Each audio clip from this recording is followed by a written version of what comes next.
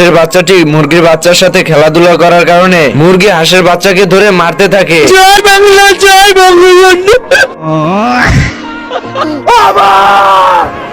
মাং মাং কোটাই গুন্ডাই রে ঘুমের মাথায় উড়ে কয় বাবা গাঁজা খাবা বলিস কি? সালে কো ছোড়ুঙ্গা নাই।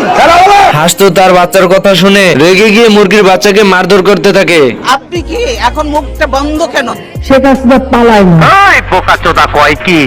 আচ্ছা, হাঁস আর মুরগির ঝগড়া দেখে মোরগ আসে থামানোর জন্য। তোমরা কয় ভাই বোন? আমরা 3 ভাই বোন। কে কে? আমি, আব্বাই, মাই। আমার লাভ লস নেই, আমার লাইফটাই লস।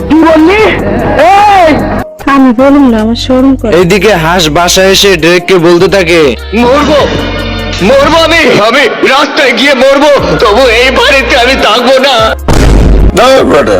বন্ধুরা এই হাঁস দুটো চলে আসে বিচার নিয়ে মুরগিদের বাড়িতে।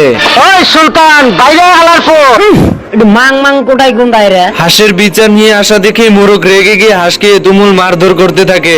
আমারে চিনচ, আমি সানডে মানডে ক্লোজ করছি।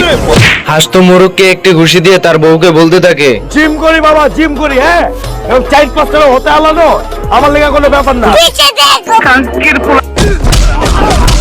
এদিকে হাঁস আর মোরগের মারামারি দেখে পুরো হাঁসের দল এন্ড মুরগির দল একে অপরকে ডিম চুরাচুরি করতে থাকে। এত হট্টগোল দেখে মুরগি তার বাচ্চাকে নিরাপদ স্থানে রেখে দেয়। এসব দেখে হাঁস তার বাচ্চাকে ঘরের ভিতর বাটির নিচে লুকিয়ে রাখে। সালে কো ছোড়ুঙ্গা নাই।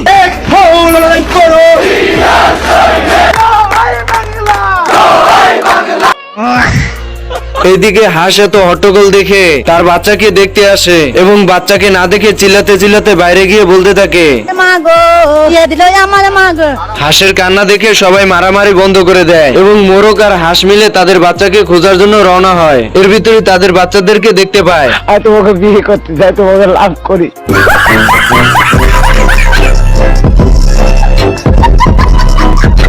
গাইস এই